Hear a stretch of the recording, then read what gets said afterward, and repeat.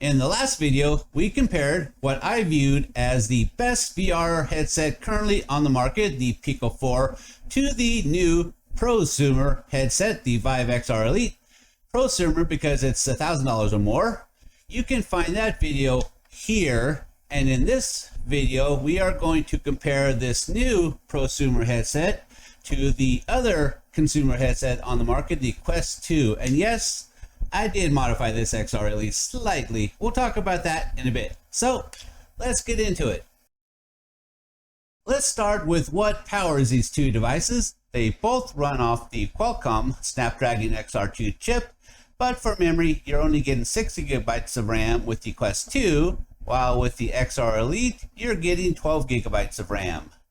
For storage, the Quest 2 offers a 128 gigabyte unit priced at $399.99 and a 256 gigabyte unit priced at $429.99, while the XR Elite only offers a 128 gigabyte unit priced at $1,099-ish. If you're using these in standalone, having an option to buy a 256 gigabyte unit, which will allow you to store more on it, gives a win to the Quest 2, but 12 gigabytes of RAM is pretty nice on the XR Elite. Both Quest 2 and the XR Elite have a built-in mic and speakers, which are acceptable, but neither are exceedingly amazing, but they do the job. And for me, I've never really felt the need to use an external device, but if you do want to, on the Quest 2, you actually have a headphone jack you can utilize, whereas on the XR Elite, you don't. So you're stuck with either Bluetooth or maybe getting a Type-C adapter like this that has a headphone jack built in and using that instead. For flexibility and for greater variety, I give the ability to use these external devices win to the Quest 2. For pass-through, it's basically a no-brainer here. The XR Elite gets the win as it's got some pretty decent color pass-through thanks to the 16 megapixel camera and the depth sensor compared to the very grainy and black and white image you get with the Quest 2. For controllers, they are pretty similar in design with the button layout basically the same. Both controllers have the same style of tracking ring, and the controllers are tracked using cameras on the headsets. The major difference between these two controllers is the battery. On the Quest 2 controllers, each one takes one AA battery that has a pretty decent life on it, and when that one dies, you replace it with a fully recharged AA battery, while on the XR Elite controllers, you have a built-in battery with an approximate battery life of 15-ish hours. The problem with the built-in battery approach, you have to remember to plug them in to charge using one of the cables they send with the device. If HTC had designed and included a charging dock for these controllers that you can simply place the controller into, as a Quest Pro did, maybe I wouldn't have such an issue with this approach. As is, the process is so arduous that I found myself constantly forgetting and coming back to find dead controllers.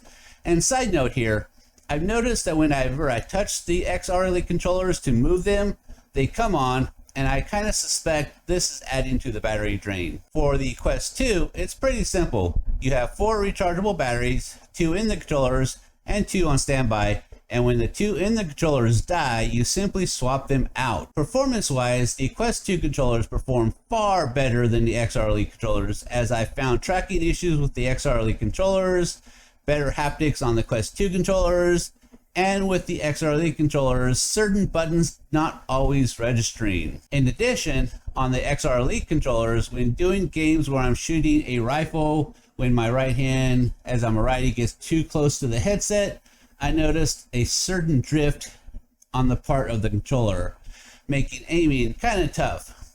This could simply be a matter of better software on the part of the Quest 2, as it's been out far longer than the XR Elite, so maybe over time with enough software updates on the part of the XR Elite, these problems could be resolved, but as the making of this video, the win goes to the Quest 2 controllers here. Moving on to the head strap, there are some major differences here out of the box. The Quest 2 comes with this very flimsy cloth style head strap, and the big issue I had with it really doesn't support the device well. and I was constantly feeling the weight of the Quest 2 pulling on it. For weight, the Quest 2 weighs in at approximately 500 grams out of the box. The XR Elite, however, comes with a very rigid built-in head strap that actually breaks down into two sections: the front with the device and the back with the battery, which HTC sells, and you can buy a second and swap them out when one dies.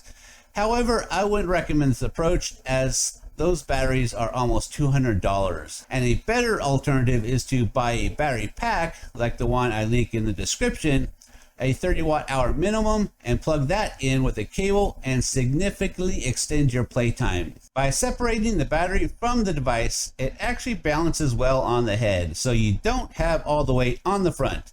In this format, out of box, the XR Elite weighs in at 611-ish grams. In addition, you can convert the XR Elite to a glasses style for an even lighter experience, though you will need to plug an external battery pack into the device, kind of like the one I linked in the description. In glasses format, the XR Elite weighs in at a mere 283 grams. Speaking strictly from an out-of-box experience, the XR Elite definitely takes the win here. However, because the head strap on the Quest 2 is removable, and it's been on the market for as long as it has, there are a myriad of third-party options to buy for the Quest 2 that seriously diminish the win of the XR Elite.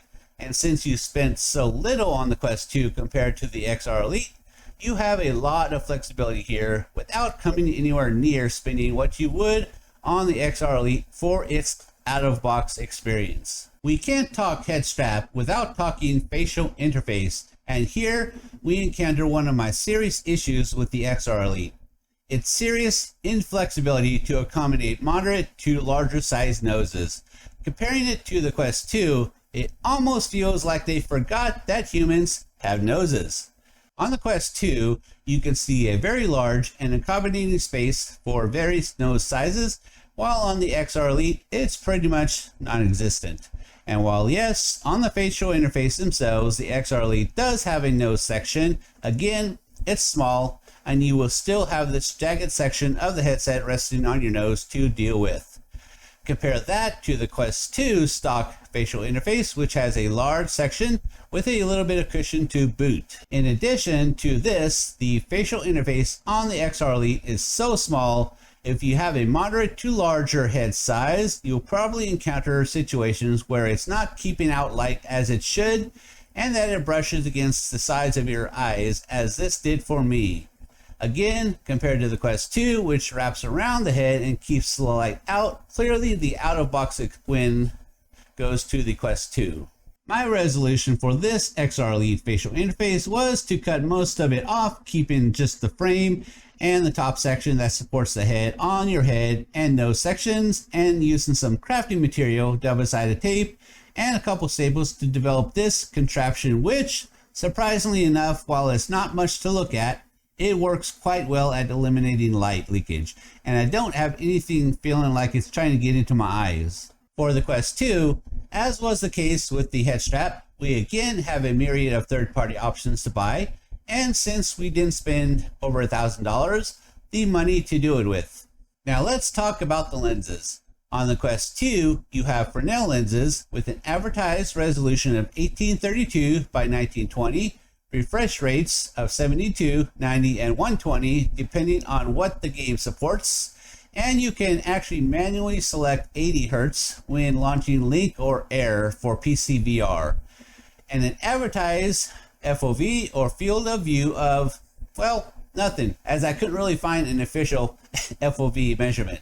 On the XR Elite, you have an advertised resolution of 1920 by 1920, refresh rates of 90 Hz only, and an advertised FOV of up to 110 degrees. While technically the XR Elite edges out the Quest 2 on resolution, in games, I really didn't notice a difference, and for me, subjectively, they looked the same.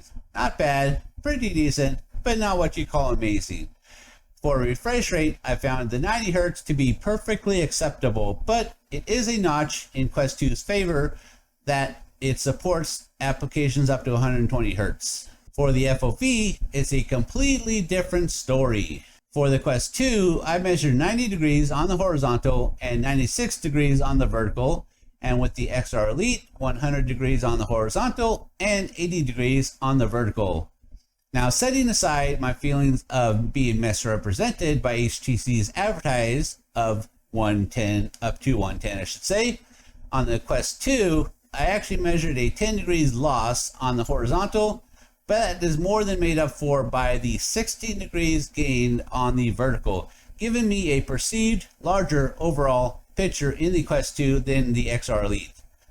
I can't overly state how much that 80 degrees vertical hurts the XR Elite's experience, and for me, I give the FOV win here to the Quest 2. Next, we are moving on to IPD, or interpupillary distance. For the Quest 2, you adjust this by moving the actual lenses themselves apart, and there are actually 3 settings to choose. Setting 1, 61 millimeters or smaller. Setting 2, 61 millimeters to 66. And setting 3, 66 and larger. With the XR Elite, you adjust the IPD with this little knob here on the bottom, and you observe the setting in the headset to ensure you select the correct one. Settings on the XR Elite range from 54 to 73 millimeters. I was originally going to give the IPD win to the XR Elite, as it's nice to have a knob to adjust it with, and seeing your actual IPD in the headset in order to accurately set yours, but after extended use for me, my nose kept pressing the lenses apart to about a 62 millimeter setting when my IPD is actually a 59. And nothing I did prevented this from happening. I would set it at 59, place the headset on my head, and immediately it would begin pressing those lenses apart. So I'm actually going to give this win to the Quest 2, as the setting pretty much stays where you set it at. If you are someone who wears glasses, for the Quest 2, they send a glasses spacer for the facial interface to accommodate glasses, and there are third-party options for glasses wearers with the Quest 2 as well. With the XR Elite, you can actually dial in your prescription to the lenses themselves up to a point by turning the actual lenses themselves. The headset will walk you through this process. If you're a glasses wearer, I give the win here to the XR Elite, as I imagine it's better for the headset to adjust to your prescription rather than having to wear your glasses. For running PC VR wireless, the Quest 2 supports up to your standard Wi-Fi 6 on the 5 GHz frequency, while the XR Elite supports the Wi-Fi 6E, which gives access to the 6 GHz frequency. This is a huge win for the XR Elite, as I found the Wi-Fi 6E on the XR Elite to perform exceedingly well compared to the standard Wi-Fi 6 on the Quest 2, allowing me to actually play games wireless that I would normally wire into my PC for max performance. If you've been keeping track here, I've given the win to the Quest 2 on about 6 items and to the XR Elite on about 5 points, giving the points win to the Quest 2. But really all this is just subjective and is based on what specs I personally find most desirable. For the XR Elite, the Wi-Fi 6E support, the 12 gigabytes of RAM, the color pass-through, and the smaller, lighter form factor should clearly give the win to the XR Elite, but that FOV of 80 degrees on the vertical I measured completely destroys all of those wins. HTC took some pretty decent features that I mentioned, slapped them together with some pretty mediocre features, and then destroyed the entire package with this FOV situation. So my final conclusion, save your money, buy the Quest 2, and then upgrade it to the max with the money you save buying it, and wait for the Quest 3. Or maybe, if you're adamant on spending $1,000 on a headset, consider the Quest Pro. But what do you think? Let me know in the comments below.